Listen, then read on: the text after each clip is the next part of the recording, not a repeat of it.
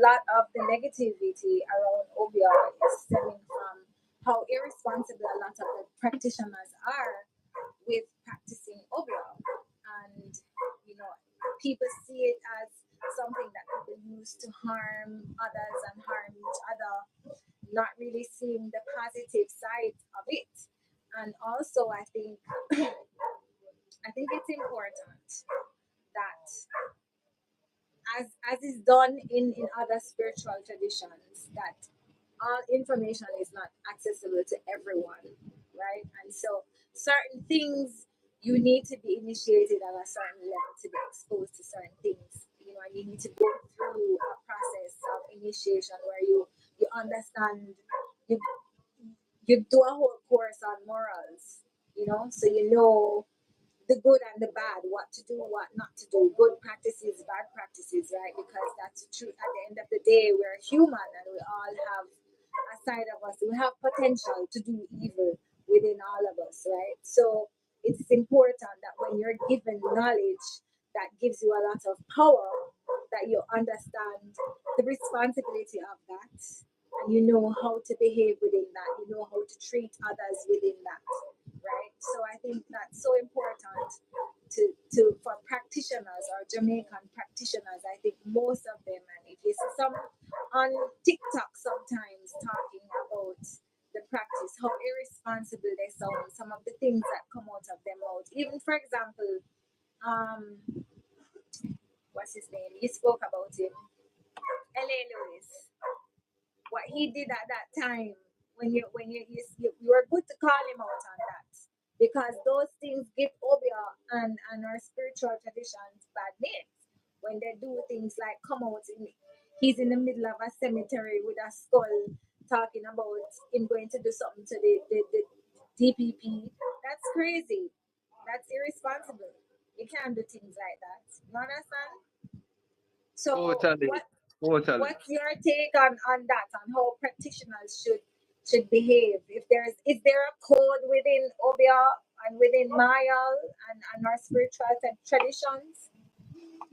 Yeah, there has always been a code, and the thing is that we, because our ancestors didn't write anything down, it was not a written tradition.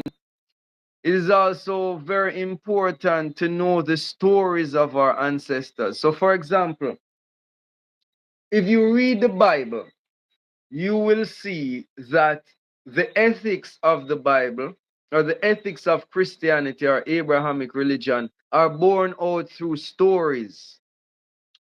So when it comes down to ethics, I always call upon the story of Three Finger Jack, Jack Mansang.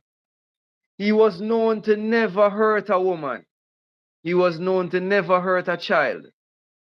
He was known to never, in his fighting, never destroy houses, unless of course it was the houses of the invaders. He would never cut fruit trees, etc. They never went about their fighting a certain way. And so there we know that through these oral histories and these traditions that our ethics are born out in them. Also very important would be the study of Anansi stories as a tradition. These stories also bring out the various levels of our spiritual ethics. So Anansi is a trickster spirit, right? Coming from the Akan aspect of the Africans who came. If you read or if you study Anansi stories or Anansi traditions, you will find that it's as if Anansi is on a constant journey of discovery. This is because Anansi was the African that had come to a new land. And Anansi was being guided by the other spirits of this land in how to behave. So one very important story is when Anansi was It was after a hurricane. Anansi had never experienced a hurricane before. Hurricanes don't affect Africa. Hurricanes are rather born off the coast of West Africa and make their way over here traditionally. So after the hurricane, Anansi loved him belly. So what? So Anansi was going around trying to find food, and Anansi looked across, and this is how we also know that Jamaica is not an island, but rather a chain of islands. Anansi looked across the water and saw a small island, and on that island there were abundant fruit trees, etc. But Anansi could not swim. River Mama, or the water spirit, the mermaid, came up out of the water and said, I can help you cross, but I only help my people, right? I only help my family. And Anansi said, I am your cousin, right? I am your cousin, so please help me. And so because of that, River Mama carried Anansi over on her back to access the food on the island. So this shows the importance of kinship and helping our people, helping each other, loving each other, creating bonds, even though we may not be related by blood. There is a spiritual current that draws us together, that keeps us together.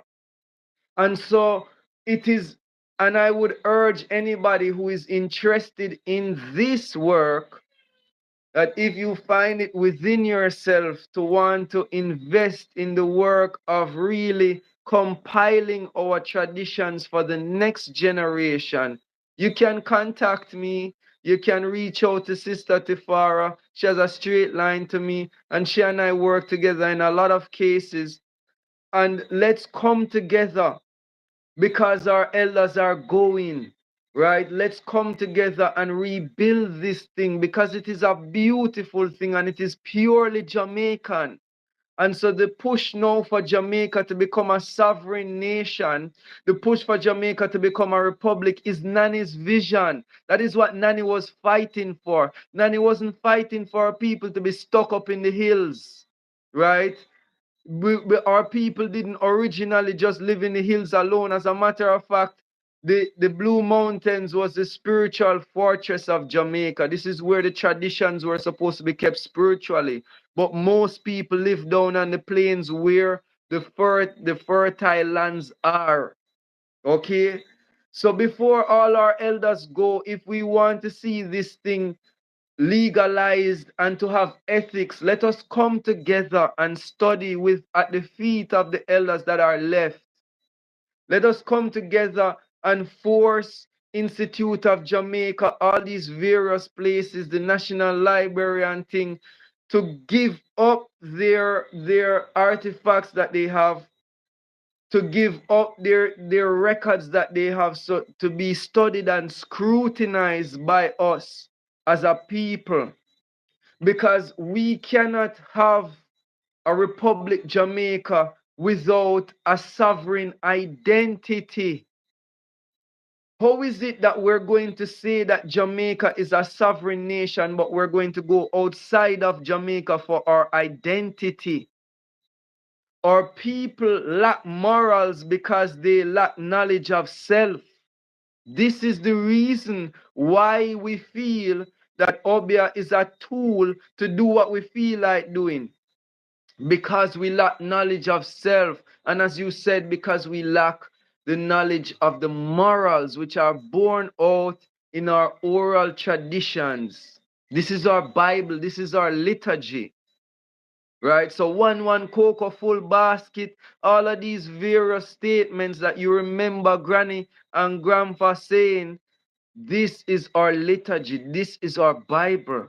And so we need to study these things again, which is why I said to Amina Blackwood Meeks that I was very happy to see her, because she's known as a storyteller. And so she has a responsibility as a Myal woman. She might not dance like me and, serve the spirits like me, but she's still a Myal woman because she has preserved the traditions and the stories of our ancestors.